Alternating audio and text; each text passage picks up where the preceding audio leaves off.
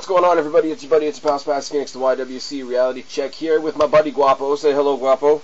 Hola, mis amigos, Senor Guapo here once again for another awesome tackle. And unfortunately, we do not have Kristen tonight, but I will encourage you guys to go back about 3 videos if you want to get mine and Kristen's thoughts on the recently released Black Panther. We had a good time reviewing that. It is, however, an hour and a half long.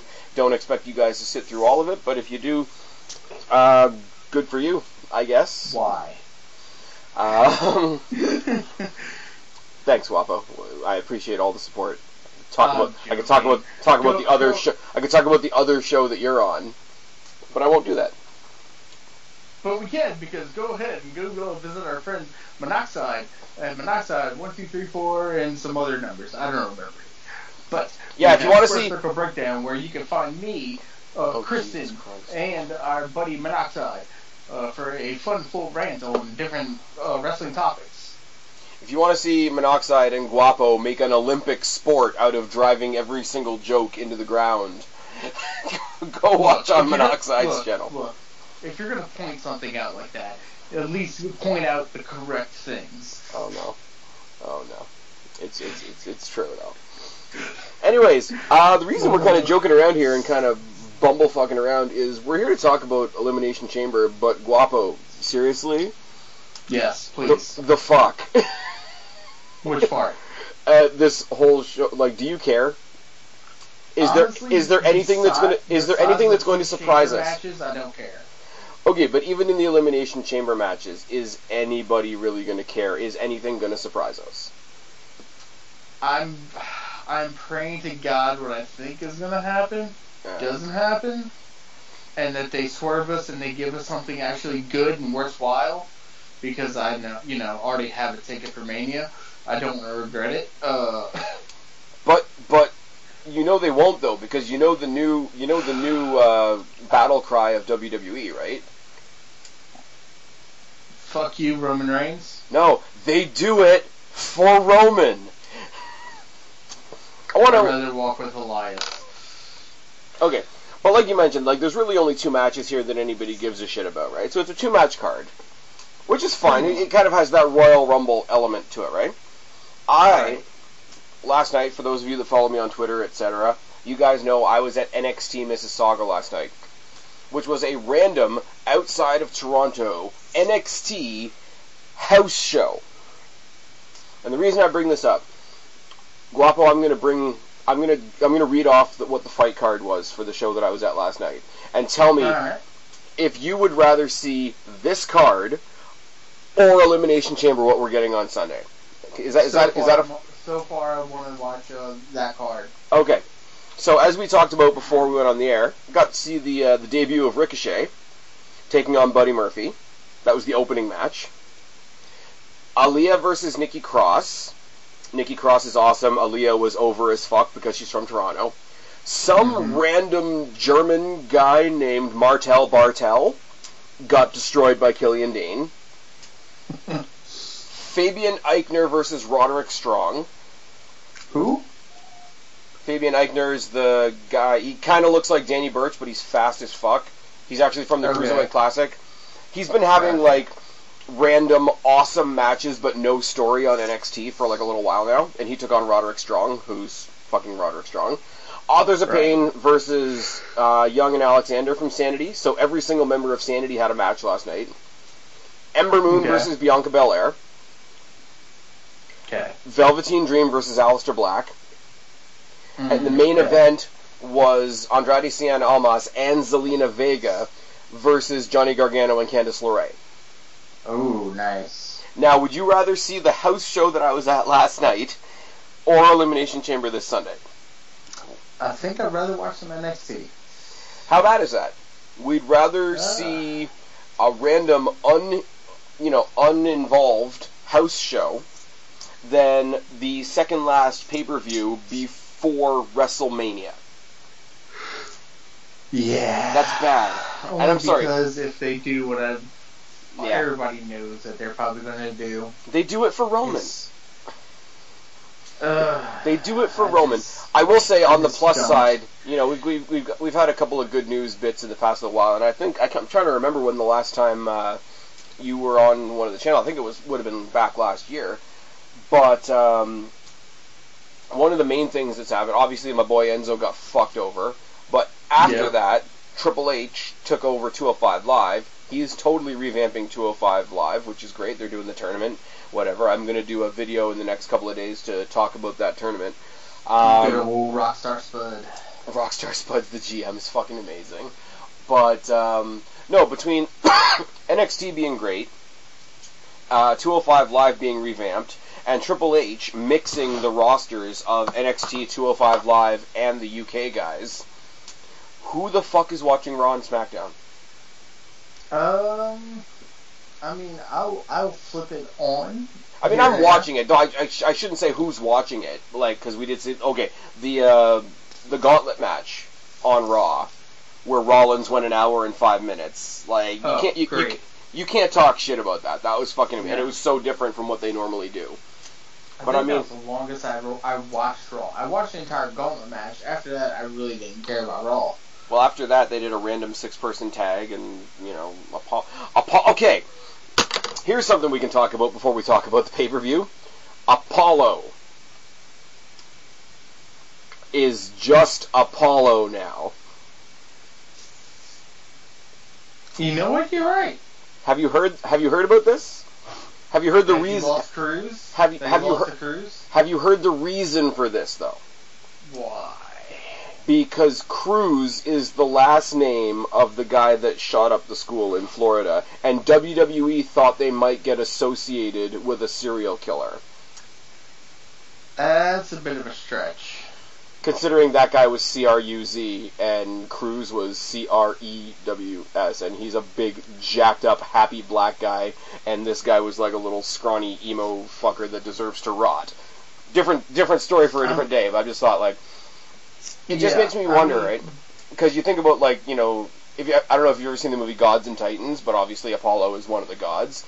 It makes me wonder how long it's going to be before they change Titus O'Neil to just Titus. Because it would, like, in a fucked up way, it would actually make sense. I don't understand WWE with some shit that they do. Yeah, but Dana Brooke could get it, though. That's all. No. Yeah. Not for me. Cool, more for me then. And this is where we need Kristen to tell us we're both terrible people. Alright, so I guess we got to talk about this pay-per-view that's coming up on Sunday. We are once again doing the pay-per-view pick 'em. For those of you that don't know the drill, it's going to be 5 because there's 5 matches on this card. But basically, you got 5 matches. You're going to give me your 5 predictions and rank them in order of confidence. Obviously, the one you're most confident in will get a 5. The one you're most confident in will get a 1, etc. Much like we did with the Royal Rumble, I do have some bonus questions, and there is going to be one more way that you can get extra points on the scorecard, and obviously follow me on Twitter on the night, and I will be updating the scores as we go. Now, Guapo, are you excited? I am thrilled. Are you absolutely thrilled? I gotta send a quick shout out to Mizark10, who already sent me his predictions. Mizark10, if you're listening to this, I've got your actual predictions and rankings. Hopefully you will get the what the bonus questions are by listening to this video, and follow up and send me your answers to the bonus questions. Don't want you to lose out on those opportunities, but shout out to people like Mizark10 who by now know that I do stuff like this, and sometimes send me their predictions even before we do the videos. So that's very very. Mizark10, look at you being an overachiever. That was mildly sarcastic to one of my most loyal viewers. Good job. Trust me, he could take it. Don't worry. That sounded more suggestive than I think you intended. No, not even a little. All right, so.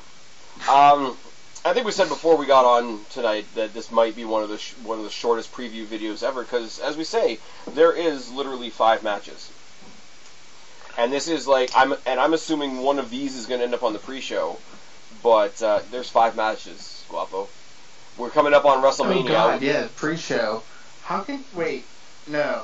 You know what? I'm going to pause. None of these can. The first one I'm about to mention could end up on the pre-show. Give me a second. The tag? Because I'm super professional, I'm actually going to, like, double check Guapo, talk while I'm doing stuff. Guapo, talk while you're doing stuff. Well, what am I talking about? This pay-per-view? Because there's not much to talk about. Like, there's more action on total non-stop action than there is on this card. I can't even talk shit because I'm actually going to a live Impact taping in a couple my weeks. God, why? Because because it was basically free, and it's happening at Santino Morella's gym, which is like 20 minutes from my house. Does Kristen know? Yeah. Oh yeah, she's made fun of me already. Okay. Burrito Del Taco is taking on Moose in the main event. Burrito Del Taco. That's not a new joke. That's funny. That's not even close to being a new joke. Anyways. The former Mr. Page. What the? They've added a bunch of shit. What the fuck is going on here now? To the card? Yeah. Okay, hold on. Okay, so there's 6 matches. I did not include this when I did my picking, so it's not going to be included in the ranking because fuck it. Luke Gallows and Carl Anderson versus The Miz Taraj is the kickoff match. The kickoff show? Yeah. The club wins, right? The club has to win. Oh God, yes. I mean, here's what I figure, right? I mean, come on, really. Here's what I figure, right? Like, they weren't doing anything with Gallows and Anderson, and they weren't really doing anything with Finn, but then they finally put all 3 of them together, and suddenly they all felt like a big deal. And they haven't really changed what they're doing with them, because, I mean, the club still aren't in the tag team title picture, and Finn, I have a theory about that we're going to talk about later, but, like, just putting the 3 of them together made them feel like a big deal. And because you're putting the original club, Bullet Club members together finally. You mean the guys that are actually legally allowed to say too sweet? Correct. They don't have to. They don't have a cease and desist. They're what you call it? They're not being told to stop using the suck it motion. They have not yet been rendered obsolete by Meek Man. Exactly. They're not spot monkeys. Oh my god. What, you mean the Young Fucks and Kenny Obeda? Yes, the Bucks of Youth. And what the fuck did Cody do to his head? Somebody sent me a picture of fucking blonde-ass Cody Rhodes. Get the fuck out of here. It works. Like, I know he looks ridiculous, but if you look at him long enough, like, not like a picture, but like if you like watch different matches with him with the blonde hair, it works for him. It fits the whole gimmick that he's going with. I get it, and I've seen him, and like all the rest of them are in like the black and white T-shirts, and they're all doing the little wannabe NWO shit, and he's there, and he looks totally separate because he's in the suit, he's making people kiss the ring and all that. But he looks like such a he doesn't have the ring anymore, so. Oh, I know, and I don't mean to say this like in actuality because we know who his dad really was and all due respect and all that, but he is wrestling's version of a rich brat, and I don't even think that that's entirely what he's trying to portray. No, that's not what he's going for. So. Oh, on another total side note, because you're my reference for shit like this, and yeah, we're gonna do this on the video because fuck it. Somebody else that's either in New Japan or in the Bullet Club or whatever with the fucking bird gimmick, Marty Scurll. Yes. What can you tell me about Marty Scurll? What do you want to know? If I told you I was going to a show in April where the main event is him versus Pete Dunne, you're gonna fucking have a great time. All right. Marty Scurll is probably one of the best junior heavyweights outside of WWE. Okay, very cool. Like, he's a very good technical wrestler, and he's very fun. Okay, cool. I will say one of I'm not particularly an indie guy, but I have been going to Destiny in Mississauga a lot, like I say, just because it's right here. And right now, the Destiny champion, as well as being the WWE UK champion, is Pete Dunne. So it's meant I've seen a lot of Pete Dunne. The first show I was at was Pete Dunne versus John Morrison. Second one was Pete Dunne versus Austin Aries, but it was interrupted by James Ellsworth. No chin music. No, dude, I shit you not. I think I might have mentioned this in a video before. James Ellsworth was a surprise entrance in the Cobra Cup Battle Royal, which was their version of like a Royal Rumble / Money in the Bank. And he won this little, like, tiny plastic trophy and, quote-unquote, cashed it in later on in the night. Oh, God. So, technically, Austin Aries versus Pete Dunne didn't really have an ending. Oh, God. But, as I say, to anybody in the GTA that doesn't know what Destiny is, go to the Don Kolov Arena. It's pretty fucking good. And, I mean, they are hospitable enough to host a TNA Impact taping. And let me be clear, this is not an arena, this is not anything. This is literally Santino Marella's gymnasium. God, I hope you're in the front row. I was pretty close. But it's bleachers, so it doesn't really matter. Like, one of the people I go with is my sister-in-law's sister, and John Morrison landed in her lap, so... Nice. She was all happy about that, and it got very strange after that. Anyways, not going to talk any more about that. We're going to talk about Elimination Chamber. Club is going to beat the shit out of the Miztourage, and that's how that goes. I mean, I guess there's a little bit of a story there, because Miz and Balor are both in the Elimination Chamber. That is also something we're going to talk about later. First match we're actually going to talk about, and I got it sitting at a 2, is Titus Worldwide taking on The Bar. Oh, God. Why? Just why? Why? I don't know. Why is Titus Worldwide a thing? You know what, honestly, and you're going to laugh coming from me, especially because of what most people think of me in this particular community, I wouldn't 100% mind if they threw the belts on Titus and Apollo for a bit. I would. Really? I just don't like it. I don't like the whole Titus Worldwide gimmick. I don't like... It's one of those things that's like, if it's obnoxious long enough, it'll get over. But, you know, I mean, you know how I thought about Titus O'Neil for a while. You know what I thought about Titus O'Neil when he was in the Primetime Players. Mm-hmm. I think he works better with Apollo. And when you've got him, like, 50%, like, not in the ring and 50%, like, as the mouthpiece, like, yeah, he has an obnoxious kind of delivery. He's got a very distinct type of delivery that not everybody likes. I think as the mouthpiece for Apollo for a while, I think they were going to try and have him be his mouthpiece because Apollo can't get over on the mic. But I think... No, Apollo just shit words out of his mouth. He's just the big black guy that smiles. That's all he needs to do. But I mean, like, to be fair, like, you got Apollo on that team who's got abilities out the ass, who I don't even think was really used to his fullest extent in NXT. So I don't think we've ever really seen the totality of what he can do. Apollo is one of the ones who I thought they moved up from NXT way too quick.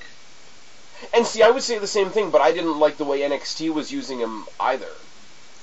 Like, that's the thing. It's somebody like a Baron Corbin is a better example, right? Like, Baron Corbin, I don't think they really knew what to do with him in NXT. On the main roster, yeah, he's not a main eventer, but I think he's developed character since coming up. So same thing happened with Alexa Bliss. Alexa Bliss was sort of a sideshow for Blake and Murphy for most of her NXT run, which I think was a huge fucking mistake. But I mean, you've got this like highly technical, highly agile guy, and he's sort of offset by Titus, who's really more of like the brawler powerhouse guy. So as a team, they work. Like as a gimmick, the gimmick is almost not there. But I am starting to enjoy their work in the ring. Like I do, like say whatever you want about Titus on the mic or them adding Dana Brooke, which is strange or whatever. But from bell to bell, they're winning me over, like, in the ring with stuff. So, as an experiment, I'm not saying because they're fantastic, but I'm saying as, okay, we're going to let you sink or swim, we'll put the belts on you for, like, a month, and then you'll hand them off. Like, make them a transitional champion, but in that transition, see if they can step up. Like, they might be one of those talents where you're not going to see what they can do until you put them on that spot. And I'm sorry, as great as the Bar are, they aren't doing it for me right now. And I know Sheamus is rumored to have neck issues and whatnot. and that might be why they're performing at like a half step, but they're not really doing it for me either. Jeff is injured. Matt's doing a solo thing right now. You got to make it look like there's somebody that can step up to them. I don't think they've built up the Revival yet, which they could. They haven't built up the Club yet, which they could. But I mean, like, the Club are supposed to be bad guys. So for them to take the titles off other bad guys won't make any sense. Put them on a smiley babyface team for like 2 weeks. Like, even if it doesn't happen tonight, because I don't think it will. But I'm saying, like, a couple weeks before WrestleMania, the Bar slips on a banana peel and they win, or Titus and Apollo win the titles. They got this smiley team that, you know, they've never really had any success before. This is their first chance of success, and then absolutely gets dashed by either the Revival or the Club. And they just, you had a little tiny bit of happiness, and I'll just rip that away. If they rip it away from the Bar, nobody's going to care, because it's bad guys being bad to other bad guys. But I got the Bar at 2, anyways. Yeah. I have the Bar at, shoot, I just had it on my notes, at 4. At 4? Yes. Alright. Like, don't get me wrong, I don't even think it belongs on a pay-per-view card. Like, they could just as easily play this out on Raw. But, yeah, definitely. But, I mean, like, between the 2 Elimination Chambers, you've got 13 of your main eventers in 2 matches. So they had to do something with the rest of the card. See, this is why I'm kind of happy that after WrestleMania, all the pay-per-views are going to be co-branded again. So you don't have this type of situation where you're running short on talent. So is it going back to just 12 pay-per-views a year? Yeah, oh yeah. They put out a thing,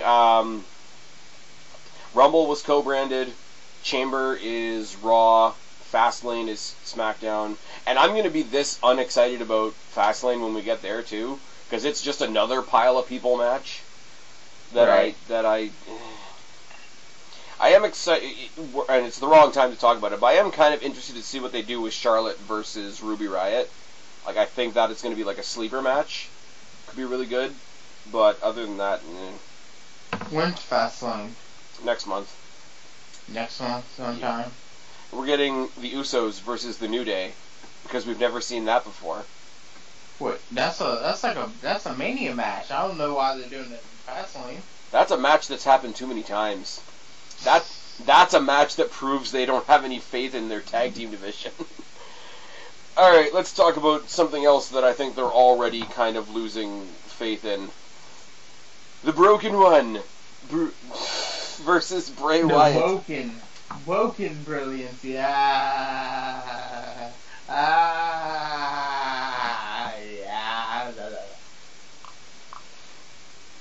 Are you done? I'm done. Chris is not here, so I can't keep going. Yeah. I got Wyatt at 1. My only bit of logic from that is from the rumors that they're going to do some kind of deletion match at WrestleMania. But for Matt to be, like, desperate and bring that idea forward as the character Matt Hardy, he has to suffer another loss. Like, there's no reason for him to suggest a more brutal type of match if he wins this one. Yeah, I agree. I think it's going to be Wyatt. I have Wyatt at 3, just because, like I said, I really think that they want to go full broken Matt Hardy. Yeah. Right now, since they're in the woken stuff, they're going to want to try to transition to the broken, since one Matt Hardy owns fully the rights to broken brilliance and the broken. And see, that's why I think that's, and I'm kind of shitting on WWE a little bit on this one, but I think that's why they'll keep it woken, because anything that happens under the broken, like, headline or whatever, those royalties would go directly to Matt. Those things would be entirely. Well, the thing is, though, for that, I really think Matt is more than willing to work with legal and work with having like that stuff like split and going well to where they can use it because it's going to benefit WWE, not just Matt. It is going to benefit WWE, but I think I don't think WWE. I think it would be anything like he has a special clause that he still owns it. All the money made from it's going to go to WWE, but if something happens and they leave WWE for whatever reasons, Matt can take it with him. Yeah, but as a lot of people are pointing out too, WWE can be really petty at times. And I think definitely. I think they'd rather keep it woken because, like, I don't think the Hardys are going anywhere after WWE. I think they're going to retire in WWE, which makes sense. Probably. Go out on the highest note type thing. But I don't think WWE wants to put money into a gimmick that Matt Hardy owns that they could even potentially take to another company. Like, WWE's always been big on, like, why should another company make money on something that we did or that we promoted or whatever. I think they want to eliminate the possibility of putting money into something that the Hardys can ultimately take with them wherever they go. And I mean, I think there's not really much difference. So for them to keep that be a W and keep it the Woken thing and keep like one hand on the steering wheel as far as the ownership of it, I think, not that it's right, I don't agree with it, but I can see WWE just saying, well, it's just the same thing, let's just keep calling it Woken. Which is unfortunate. Except, I could see the match at Mania because they are doing the whole delete thing, but the final deletion, I'm sure, like, that name is owned by the Hardys as part of the Broken thing. So I could see WWE calling it, like, the final Control-Alt-Deletion or some shit like that. Because, they do some lame shit. They do Ultimate Deletion or something like that. Deletion Mania.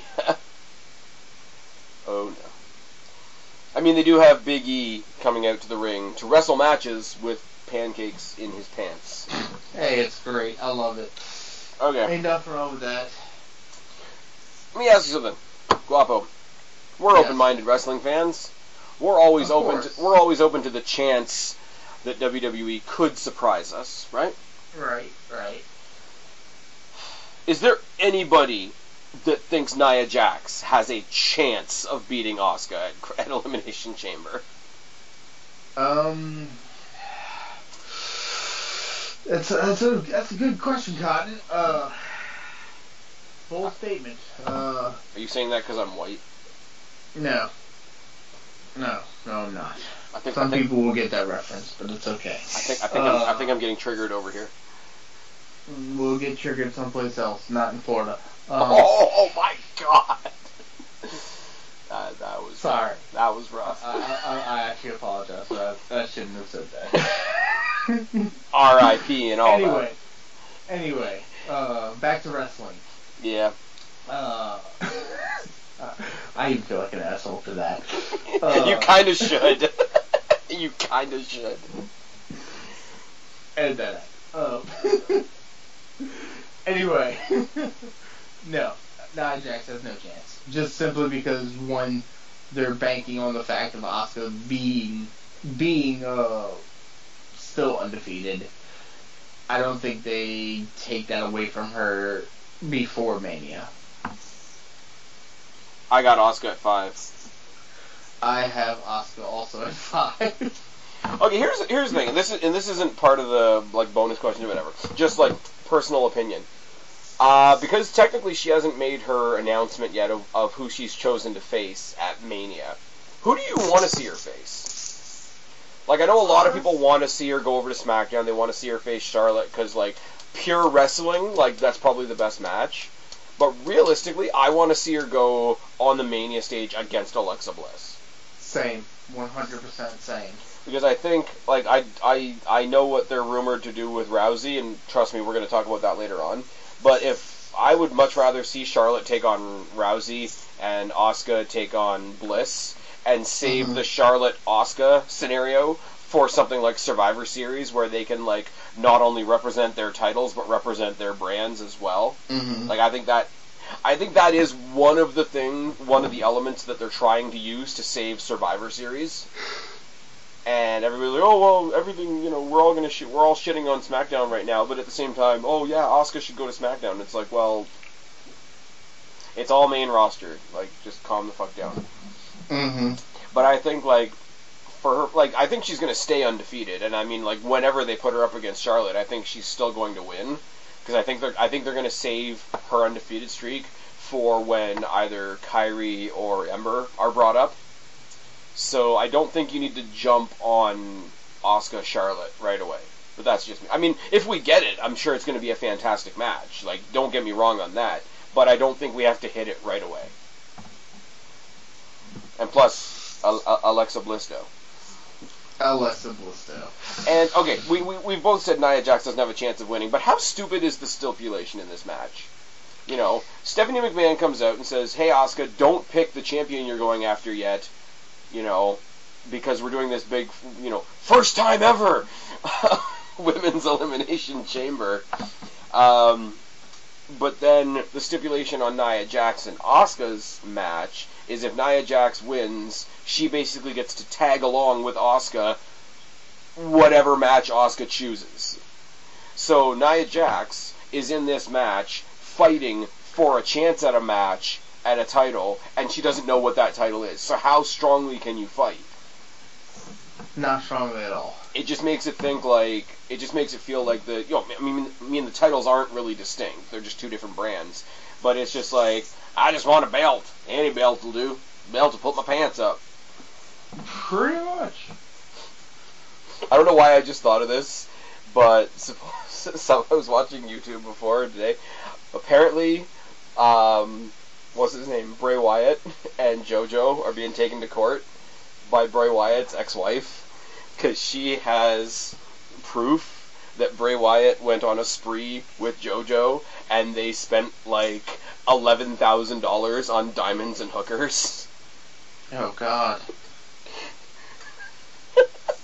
I don't know why I just thought of that, but what the fuck? I remember reading something about how Bray apparently has only paid like $5,000 of like the $14,000 that he owes her in spousal support or something, or yeah.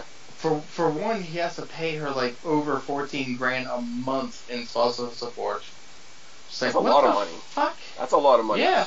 Like, I'm not saying, like, okay, I'm not going to get into the guy's, like, marital situation and his kids, you know, you don't want to fuck with other people's, like, kids and that type of thing. So, like, don't get me wrong, I'm not being disrespectful to that, but put the ex-wife and the kids aside. Bray Wyatt already has JoJo and Dad Asto. So, so he's going to get himself in court spending $11,000 on hookers and diamonds when he's already got JoJo. I mean, if JoJo's like, yeah, sure, go for it. I mean, I'm just saying, every man's born with two hands, like JoJo and Ruby Riott. I'd be good to go. See, I need both of mine for Bliss. Wow. Alexa Bliss can bring me sodas in between. Everybody does the impression about Bray Wyatt. Hey man, I'm living that life. I got JoJo's fat ass though. I saw a little animation thing somebody did, and they altered the voice from one of his promos, and they called him the eater of ass. Okay, enough of this fucking Bray Wyatt, $11,000 on fucking hookers and diamonds. Fuck me. I don't know why this is so fucking funny. At least he's not getting getting drug tested and testing positive for something. Well, I don't know. Depends what they're into. Yeah, true. Good Tested positive for a lot of things. Anyways, moving on. Guapo. Yes. We're gonna make history, brother. Oh, are we? We are. For the first time ever, women are in the Elimination Chamber. And I'm sorry, I honestly would be excited about this, but they just sort of threw it out there the day after the Royal Rumble. And they're like, yo, here's the Rumble, and here's here's the Chamber, and here's who's in it, and whatever. And don't get me wrong, hats off to the two active members of Absolution, because they're getting thrown right into the fire, so I'm happy for them. They got a pretty cool pay-per-view spot there that's not a random 6-person tag. But yeah, Sonya Deville, Mandy Rose, Alexa Bliss, Mickie James, Sasha Banks, and Bayley for the Raw Women's Championship. I have Alexa Bliss at 2. I got Bliss at 3. Just simply because it's Bliss. I think that they'd let her keep that title to Mania. Yeah. She's such a good heel. You know that, like, her comeuppance is going to happen at a big pay-per-view, not a single-branded B pay-per-view in a multi-person match. I'm actually more interested. I'm interested to see what the Absolution girls can do, because Mandy Rose and Sonya Deville, they're not the greatest. Like, I don't want to go like way out of left field and say like, oh my god, they're going to save the division. But I think they're underused and underrated, because they were supposed to be this 3-person faction like the Riot Squad were, and then friggin' Paige got taken out. So now they're this tag team that has Paige as a manager, and tag teams don't exist in women's wrestling. So what the fuck do you do with it? And I mean, Sonya Deville could probably kick everybody's head off. Mandy Rose could fucking get it. But, like, how do you insert them into the title picture when you've got Alexa Bliss, Sasha Banks, Bayley, Mickie James, Asuka, Nia Jax? Alicia Fox is somewhere, but she's injured. Right. Which is shitty, because she's way underrated, too. Oh, Alicia Fox is a great wrestler. I mean, and she's one of the women who definitely proven her worth multiple times in that ring. And she's been more loyal to the company than most people in that division. I mean, yeah, you have on staff, you have your, like, the Bellas are still kind of around, and Natalia's there, and whatever, but, like, you gotta think, like, fucking Alicia Fox was around in, like, the Diva days. Like, if you sit back and think about how many other women she's seen come and go. I hope she gets a chance to shine before she rides off into the sunset.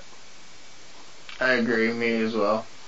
I don't know. I'm kind of focusing on Banks versus Bayley, because I know we've been asking for like NXT heel Banks forever, but now more than ever, it sort of looks like they're leaning that way. And it looks like they're giving Bayley a bit of an attitude, too. And, I mean, there's nothing to say that we only have 2 women's matches at WrestleMania. And if you do Bayley and Banks at Mania, there doesn't even need to be a title, really. Yeah, that was so tickets just by itself. Yeah. Those two, that match right there. Because think about Mania. Think about Mania the way okay, just in our conversation that we've had here tonight. Mania for the women's division, the way I've laid it out. Bayley versus Banks. Charlotte versus Rousey for the SmackDown title, Alexa Bliss versus Asuka for the Raw title on the WrestleMania stage. WrestleMania, we're actually getting pyro. Did you hear? Yes. We're actually getting pyro. I mean, it's one of the big 4. Oh, they should have pyro in it. And it's Mania. I mean, come on. Yeah. We are getting pyro at WrestleMania, and then we're not getting pyro again until next year's Royal Rumble, because next year's Royal Rumble's in an outdoor stadium. Which it'll be weird to watch the Royal Rumble in an open stadium. Like, I don't think visually that's going to be like as great as they think it's going to be, but I mean, like, it means more people get to see it. I mean, Mania this year is an inside stadium. Where is it at this year? It's inside the Superdome again. You mean the Silverdome? It's the Superdome, brother, not the Silverdome. Okay, so the only one that's really an odd person out in that match is Mickie James, which is also sad because like she came back to have a final run and most tenured one in the match, and most decorated, really. Like, okay, she hasn't won all of them, but think about it. She has fought for the old women's title, the Divas title, the Knockouts title, the Knockouts tag titles, and fought for the Raw and SmackDown current titles. Yeah, that's she's kind of she's up to get a title again, but I don't see that happening until after Mania. And she's banging Magnus. Yeah, there's that. That's so weird, like super British fucking Magnus. Remember when Magnus was doing like the gladiator bit with the helmet and everything? Mm-hmm. She tells him to bring it to bed and it's weird. I'm fucking going to hell. Alright. Let's talk about... I already got the seat warmed up for you. I don't want to know why your seat is warm. Oh, it's hell. Everything's warm. Alright, so, once again, Guapo, I gotta brace you for this. We're making history, brother. Please don't. It's the Please first... don't, God don't, no. It's the first ever 7-man Elimination Chamber. Which actually changes nothing, except for the match starts as a triple threat match. Which means at no point, up until the end, is it a one-on-one match. Yes. Because it's like the Rumble, right? The Rumble starts with 2 people, and theoretically ends with 2 people. Chamber starts with 2 people, ends with 2 people, except no wait. Except they do it for Roman.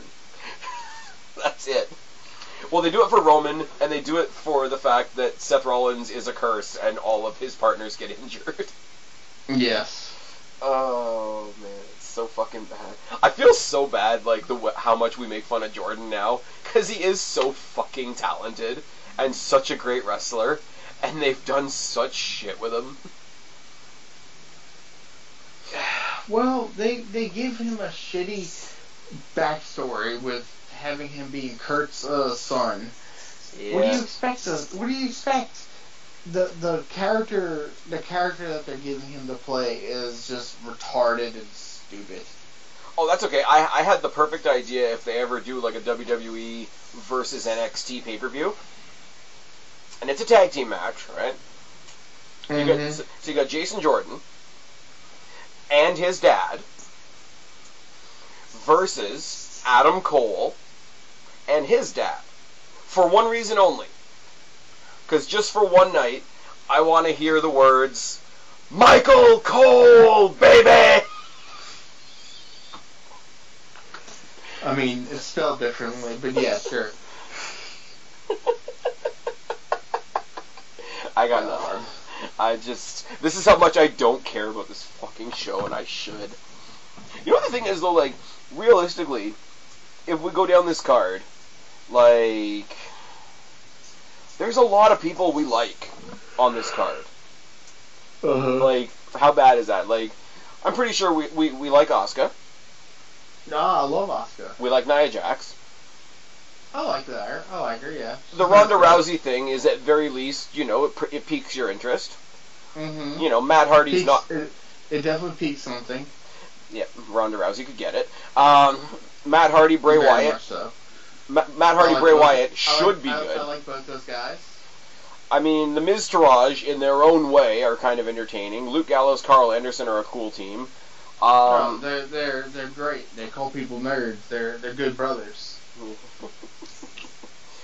I mean, like, and most of the people in the chamber are people that we like. We like Rollins, we like Balor, we like the Miz. Elias is sort of the odd one out, but... Who wants to walk with Elias? Are you done? Yeah, I'm good. But if I told you, like, a year ago... I could do the best person's thing in the chamber. If you're so inclined to wish for me to do so. I'm scared. Believe that. That's it. That's all I got. Because I'm not screaming Braun. Wake up, Suave. Suave's not here at the moment. Hey! Mrs. Guapo might look at me funny and give me a little slap. But that'll be about it. No, but my point being, like, look at all the names we just riled off, and that's not even all the names that are involved in this pay-per-view. If I just gave that to you as a list of wrestlers, say, a year ago, and said, here, I'm going to put together a pay-per-view with all these people on it, and we're not going to care. Like, that's really bad. I would say you are smoking some bad grass. with supposedly free Canadian healthcare. Nice. Supposedly, and I cannot confirm this because I've only read it on the interwebs. Supposedly, yes. Well, it might be true because everything is true on the internet. I have never seen so much fake news in my life. Anyways, but no. What the fuck was I gonna say now? Apparently, they only sold out half the arena for this show, so they started selling tickets 2 for 1. Yes, that is true. Dude, that's bad. I was told that by a very reliable source, and they did it for like a day or two. After that, they stopped. That's really bad. It is, however, they do it for a lot of shows. You just don't ever hear about it because normally it's just local promotions that publicize it. Yeah, but we're talking WWE on a lead-up pay-per-view to WrestleMania. Mm-hmm. That's bad. I mean, it's not TNA going to India and paying people to come to the show bad, but it's also still... It's also not Bound for Glory bad. Fuck off, Guapo. Hashtag for Kristen. Hashtag fast pace for Bound for Glory. Yeah, you know why I pay for it? Because I'm not like half the assholes on here that pay for it or get it for free or stream it or whatever, and then come up and rage and be like, oh my god, this company took my money for this bullshit. And it's like, no, they didn't. You're an asshole. I have a slightly more bass in my voice when I shit on a show if I know I've actually paid for it. That might make me sound a bit arrogant, but whatever. Now, let's get it out of the way. We all know who's winning this match. God, I hope not. Who do you got, though? Who are you picking? For the purpose of winning the game, who are you picking? I don't want to. Who is it? I don't want to do it. Who is it? Oh, for my fuck it. No, I'm not picking him, goddammit. Okay. For my number one, I'm picking Braun. Okay. You're gonna lose. I know, but you know what? Fuck it. I don't care. I'm not picking that. Wait a minute. Are you saying that this is a moral pick? Is this a moral pick? This is your moral pick of the evening. Yeah. This is what should happen pick. This is what should happen because if they're smart, they would go for the actual money for people to pay for a ticket because they're going to want to see Brock Lesnar versus Braun Strowman because everybody wants Braun Strowman to tell Brock Lesnar to get these hands, and he is not finished with him yet. We don't want to hear, I'm going to cock this fist and I'm going to Superman punch you, believe that. Succotash. Because you know what? I'm Roman Reigns. I'm the big dog. This is my yard now. You know the sad thing is it actually is. Huh? Technically, like the whole like yard thing, I know everybody hates it, but it's like anybody that beat the Undertaker at WrestleMania would say that. Like would drill it home like that. So it's actually like of all the bullshit that he spews, of all the cliche, of all the catchphrases and all that, that's the one where I sort of like begrudgingly, I'm like, alright, I don't like the fact that you beat The Undertaker, but since you beat The Undertaker, that is a logical, obnoxious thing for you to say. Like you say, I don't want to admit it, but it is kind of true. Look, if he does win, and he goes to face Lesnar, the only acceptable thing for the match to happen at Mania, I want less. I want the match to last less than Daniel Bryan did against Sheamus. Oh, so you want him to squash Brock Lesnar? No. I want Brock to squash Roman. Won't happen. And the honest thing is, and I know Kristen's not here to say it, so I'll sort of wave the flag this time around. The only upside to Roman beating Lesnar is getting a champion on Raw again. Is getting the championship on Raw again. But here's the point, though. it's been irrelevant. That belt has been irrelevant for so long that I don't even think we can make that argument anymore. I mean, we have officially reached the point where I think we care more about the Intercontinental Championship than the Universal title. Look, I look at it like this. We have the actual champion in this, and neither one of us are picking him to win it. No. But that's okay, but that's because who the fuck... Okay, I'm a fan of The Miz. I'm a mark for The Miz. I'm a huge fucking mark for The Miz, and I have been longer than most people, right? But even I don't want to see The Miz versus Brock Lesnar. Oh, no, I don't either. Because the match I'm seeing for Miz at Mania is involving him and Finn Balor. Okay, well, you're skipping ahead to something I'm going to talk about later on. Good job. Well, but hey, I know.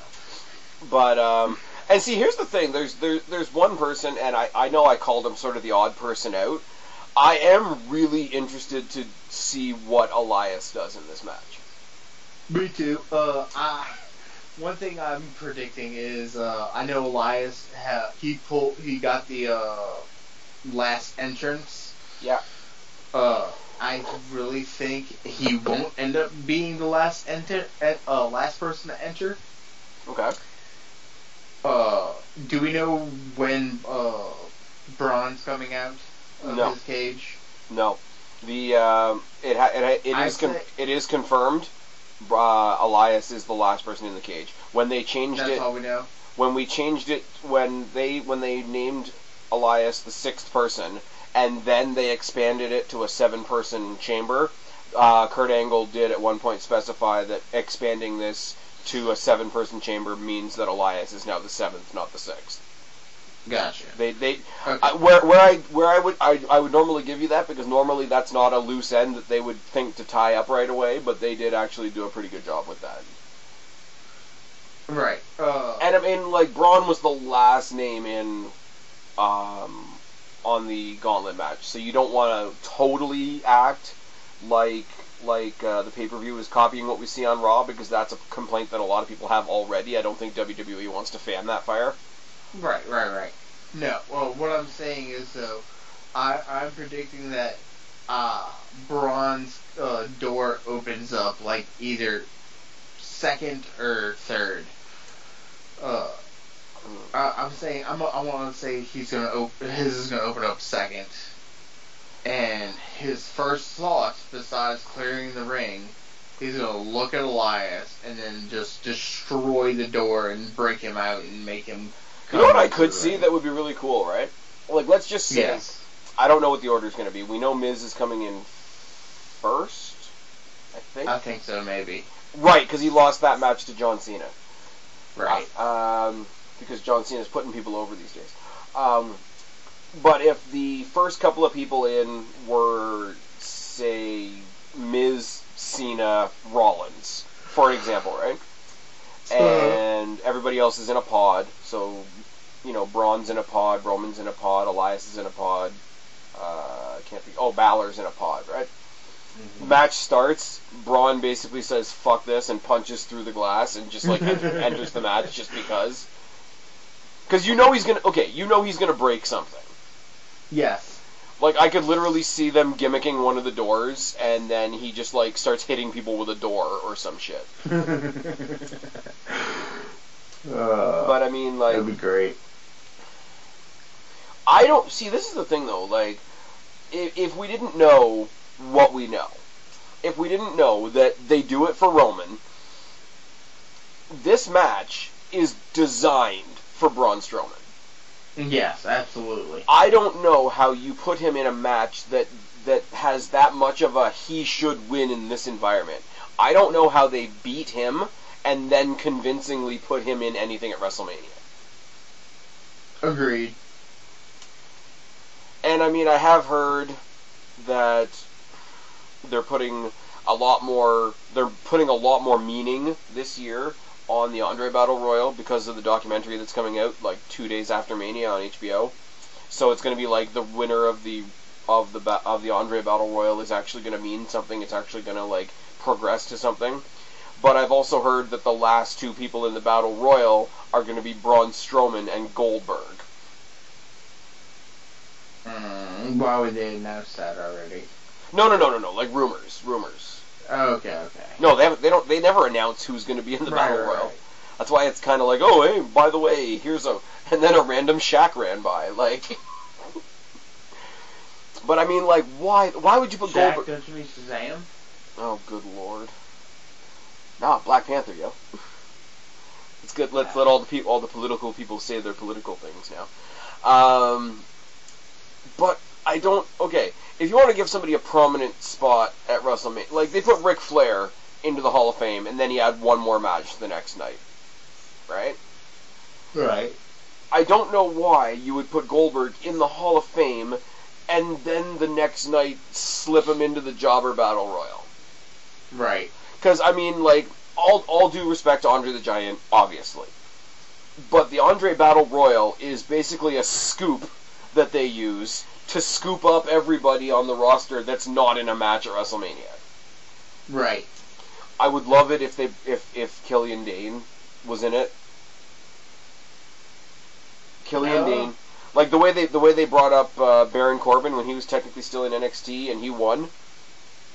They could do that for Killian Dane. I know a lot of other people say friggin' Lars, but Lars doesn't need it. You know who needs it? Roman? No. They do it for Roman. You know what? Screw it. If Roman loses this and they put him in that, and that's all he does for Mania, I'm okay with it. Well, you know, they might put him in there with, some drugs. Yeah. Well, that might be the only way he gets in it. Oh, man. Anyways, I got Roman at 4. Since I've got them here, I'll go through Mizark's predictions. He's got the bar at 4.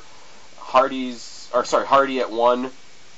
Asuka at 2. Bliss at 3. Roman at 5.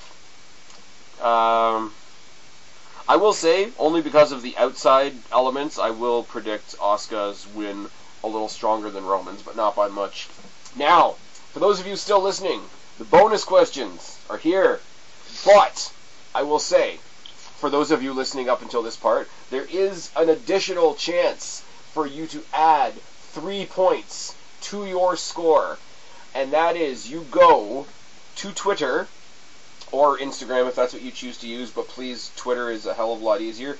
Share this video, tag me in it, and tell if your Twitter handle is different from your YouTube name when you're giving me your predictions. Tell me what your Twitter handle was so I can give you the extra 3 points. That's what I'm doing for people. I know there's a couple people out there that share my videos anyways, and that's awesome. You guys are really appreciated. If you're taking part in the pay-per-view pick'em and you want to have those 3 extra points added to your score, make sure you tag me in the share of the video and tell me what your YouTube name is so I can align those points accordingly.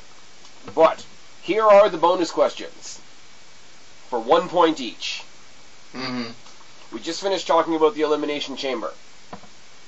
We just finished saying that The Miz, our Intercontinental Champion, is probably not going to win. Correct. But he does need a contender at WrestleMania. Yeah, that he does.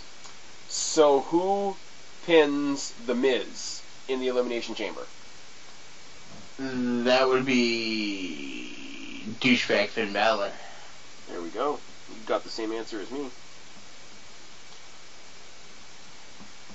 Okay. Making notes.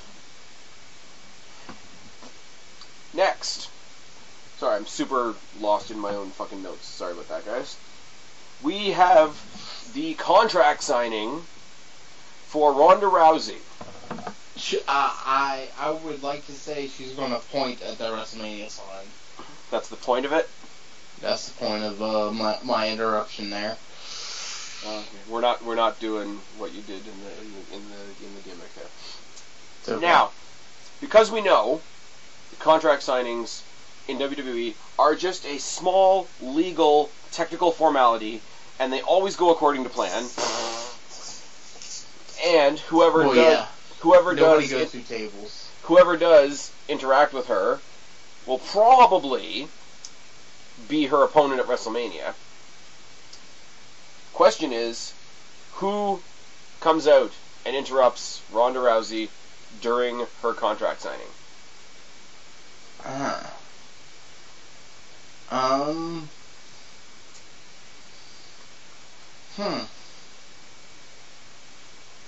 hoping it's Charlotte. Okay. I'm gonna say Charlotte. What I'm saying is not what I want to happen, but it's what I think is gonna happen because of all the rumors and whatnot. I think it's gonna be Stephanie McMahon, which is unfortunate. I feel like she'd be out there already. She will be out there already, but as far as an actual I have a feeling that she'll be there, but Kurt Angle, being the general manager, will be the one actually overseeing the contract signing. And I'm only basing this on the fact that everybody's like, oh, there's going to be a mixed tag at WrestleMania. It's going to be like her and Triple H versus Ronda and somebody, which is dumb on so many levels, because first of all, if she's going to debut, she should debut against a wrestler. That's one thing. The other thing is, originally, the rumored partner for her was going to be The Rock. Now, I've said for years and years and years, they need to do one more, like one last time type thing, Triple H versus The Rock, because they have a history that goes back to fucking like 97. So while they're both still in fantastic shape, Rock, Triple H one more time, I don't want to finally get that and have it be in a mixed tag match. 'Cause that'd be fucking dumb. And the other thing is, the other rumored partner for her in this is Seth Rollins, and I'm really hoping that he gets incorporated in with Balor and The Miz, and that ultimately we get an Intercontinental title triple threat match at Mania. So I'm saying Stephanie, even though it's not what I want. It's what I think will happen. Now the absolute last bonus question. The rumored opponent for John Cena at WrestleMania is the guy that should have died last year. I thought he's always been dead. Buried by Roman, because they do it for Roman. Does The Undertaker interfere in the Elimination Chamber? Simple yes or no.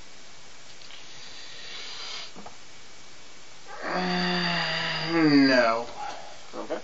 I say yes. Because it's an easy way to get the story going that doesn't require much from The Undertaker, who, let's be real, has, limited capabilities these days. To have him do, the whole lights out, lights on, chokeslam John Cena. John Cena gets beaten by Elias. Or some shit. Gets pinned by Elias, yeah. Because the way I figure it, and I mean, it would be good for Elias just to rub shoulders with John Cena a little bit more.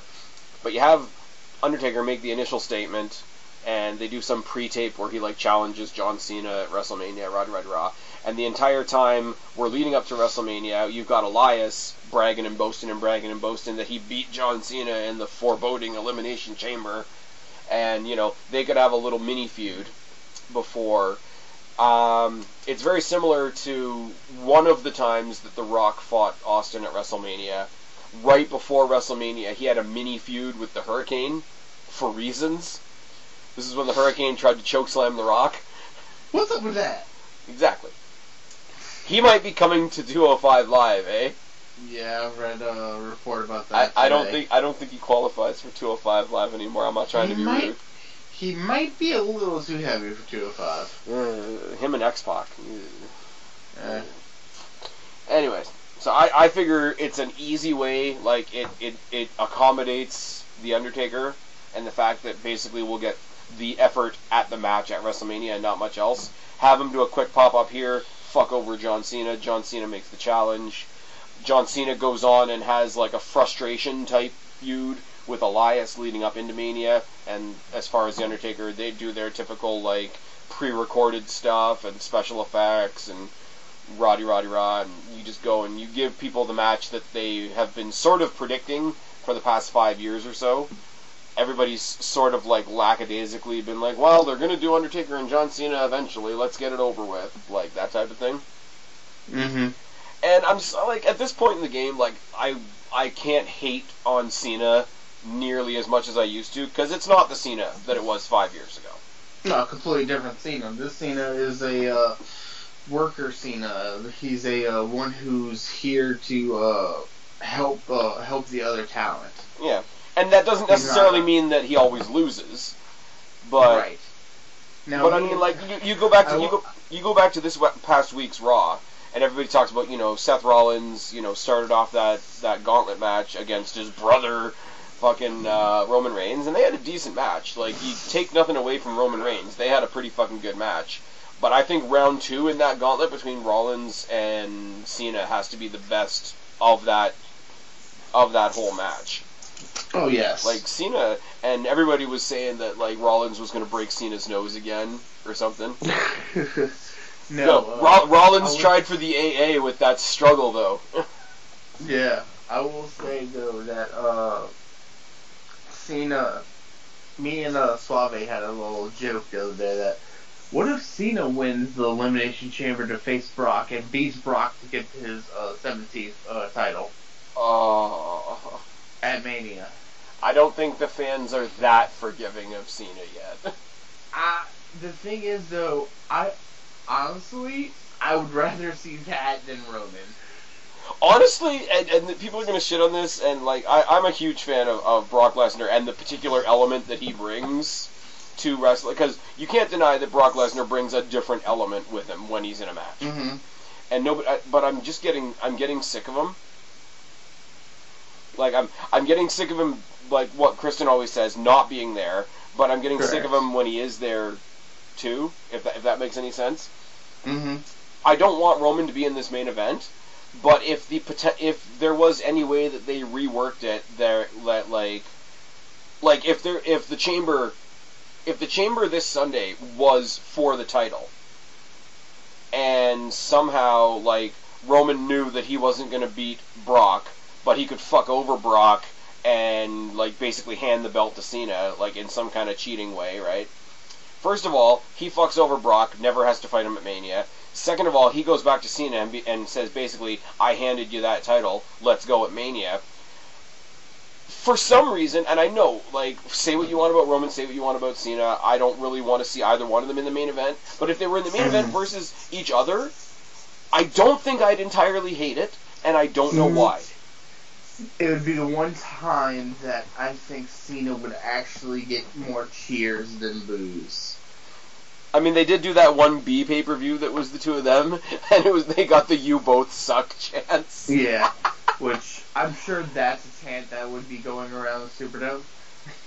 Oh, you both suck. You both suck. Oh, that's the guy I told you about at the NXT house show. Going back to that for a second, the Martel Bartel, the German guy, got some great chants. Got some great chants. He got the "Who are you" chant. He got the "No one cares" chant. He got the German jobber chant. It's better than I can't remember who his name is, but there was a guy who was facing No Way Jose in the opening match when I went to go to NXT Live, and we got the jobber chant going for him and the "Who are you" chant going for him, and he was starting to get really pissed. Yeah.